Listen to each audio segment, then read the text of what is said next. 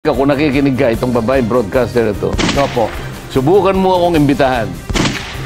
Subukan mo. Yeah. Oh, ngayon, ayaw mo akong maimbitahan, tumigil ka. Yan lang. Yun na nga. Salita ng salita, nakakala mo totoo mga pinagsasabi. Akala mo ang galing. Oho. Kapag sasabay mo bang, mahirap na lang talaga. Baka kung ano pa yung masabi ko sa kanya. Baka mabualan po yun. Baka mabulunan ka eh. Oho. Ha? Naku. Eh, alam naman yung pinanggagalingan nila eh. Hanggang ngayon, yung naisara na prangkisa, doon lang sila tumitira. Yun na nga po. Hanggang ngayon, hindi nila makita ang katwiran na kaya kayo naisara dahil sa pagkukulang ng inyong network. Oho. Kaya tanggapin ninyo kaya hindi, bahala kayo sa buhay nyo. Oh. Pero nasa record yan. Isa pa po pala, Sen, baka malimutan natin ang mga OFWs. Naku, #1 mga followers niyo po yan, Sen. Oo, napakarami. Tagapagtanggol Mabuti niya na sa lang. mga umaapi sa inyo eh. Mabuti na lang kahit papano nang makarating tayo. Talaga namang, Oho. talaga nakakabigay talaga ng ano, ng saya. Ano? Inspirasyon, Sen. Inspirasyon. Oo. Isip-isipin mo na talagang pupuntahan ka kahit nasaan ka. Pag sinabi ko, nandun ako sa hotel na ganito, Ay, oo. madaling araw pa lang, nandun na sila eh.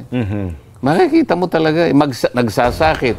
Isipin mo, ipag-isasakripisyo yung hindi makita yung pamilya sa mahabang panahon. Opo, oho. Makapaghanap buhay lang ng marangal. Oo. Pagpapakasakit yun, alang-alang sa bansa. At saka ito yung mga tao sa kapag nakita nyo sa social media, yun bang may nagbabash sa inyo? Mahalata nyo, silang una nakikipag-away sa inyo, mga OFW na nakakita po ng pag-asa sa ginagawa ninyo, Sen. Ano? Nakikita ko rin yan. Opo, opo. Eh, well, dito sa problemang ito, Sen, sa inyong taya, sa inyong experience na po sa gobyerno, gaano na ba ka-sistematiko? Itong sistematiko, gaano kalawak, itong kung ang pag-uusapan ay Hindi corruption. systemic ang tawag Systemic nila. ba yan? Yung systemic kasi, sabi nung mga nag-aral sa social sciences, Opo, oo. pag sinabi mong systemic, ito yung nangangahulugan ng isang behavior ng isang tao. Na ako, ayaw kong tanggapin na systemic ang corruption. Eh. Ayaw ko pang tanggapin na nandun na tayo sa ganong kalagayan. Nakakalungkot Kasi pag yan, Sen, sinabi mong Oo. systemic, isang behavior sa panig ng isang tao o grupo ng mga tao Opo. na kinakailangang merong ganon para panatilihin ang isang malakihang sistema. Okay. So ayaw kong tanggapin sapagkat parang nasa sistema na natin talagang parang hindi aandar ang bureaucracy, parang hindi aandar, wala ng governance kapag hindi natin inamin na merong corruption as a system. Nako. Kailangan nating bakahin yun. Huwag nating panatilihin na magtatagumpay yun. Opo. Maring nagtagumpay si Satanas doon sa kanyang pangalan, sa kanyang party doon. Pero tama naman si San Pedro. Na hindi niya na gawin yung kalahati. Oho. Kesa naman ma-impluensya pa yung nandun eh. Ayun na nga. Di ba? Bakit hayaan mo pa yung mga nasa impyerno eh, madalaw pa Makaakyat yung pa nandun? doon, Di ba? wag na. Wala namang ito namang nasa langit. Bakit Wag ka pa na lang. pupunta ron? Wag na. Magbabakasakali ka pa ba? Oho. Oo. Kaya tama yung ginagawa ni Edward eh. Di ba? Opo. Isipin mo, ganito ang gawin natin, kamo. Halimbawa, Opo. kahit kailan, magsimula tayo sa ganito. Huwag mong paghahaluin yung negosyo at saka yung politika. Oho. Ang nangyayari kasi ngayon, yung negosyo, para maproteksyonan niya ang kanyang negosyo, Opo. mag-aalaga siya ng politiko. Mali yun. Nako. Kasi pag inalagaan mo yung politiko, kahit na mali na ang ginagawa mo, poproteksyonan ka ng politiko. Yun nga, mangyayari. Di ba? Sen. Mali yun. Opo. Dapat sana, kung kabayanihan ang pinag-uusapan, negosyante ka, magpakadalubhasa ka na lang na negosyante. Sa iyong negosyo. Oo. Kasi kung wala ka namang ginagawang masama, hindi mo na kailangan ng proteksyon. Magaling ka eh. Magaling ka sa negosyo mo eh. Oho. Isip-isipin mo, bawat hawakan mo, nagiging ginto. Ano ang problema mo? Ang galing mo sa negosyo.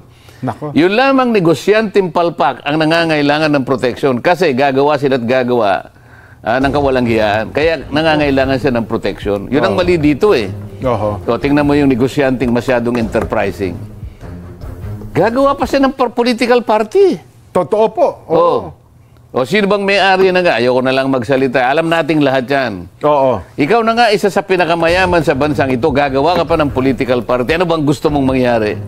Di ba? Oho. Lahat na ng pera nasa iyo na eh. Gusto mo pati proteksyon sa iyo pa. Oho. Paano naman? Ngayon, yung politiko, magpaka-politiko ka na lang. Hindi eh.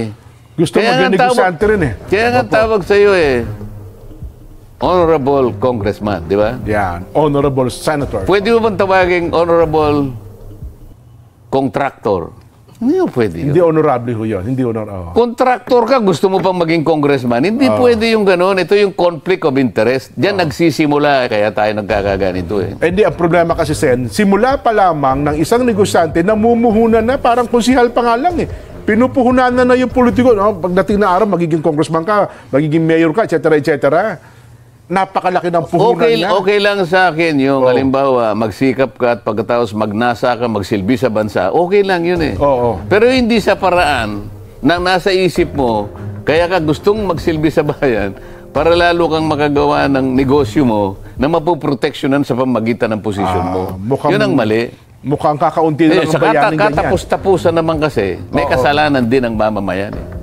Akalain mo naman, kilala mo naman yan, wala namang gagawing matino, pinipilit mong iboto kasi.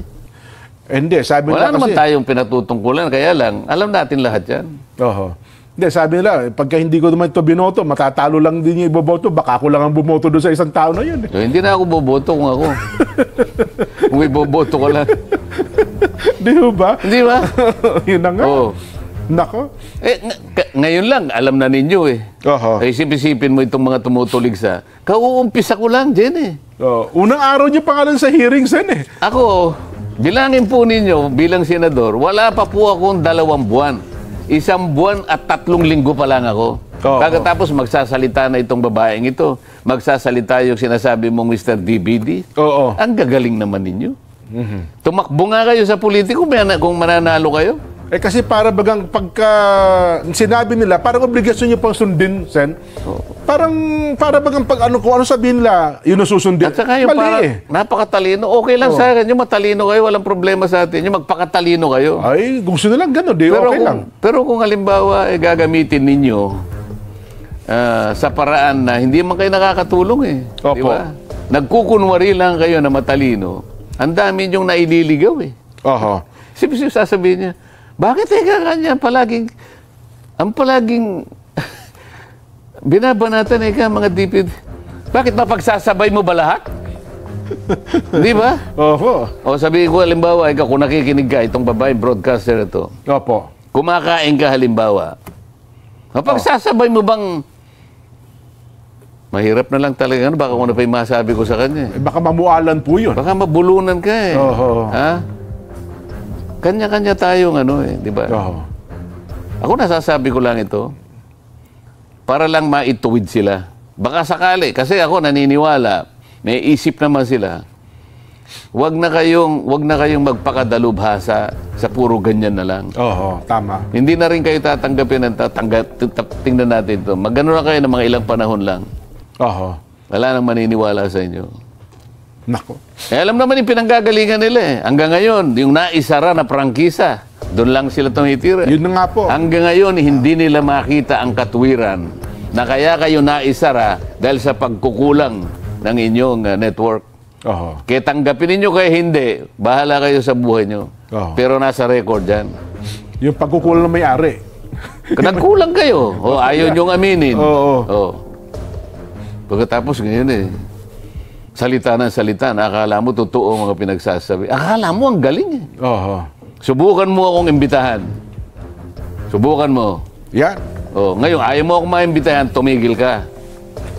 Yan lang. Yun na nga. Ay, nako.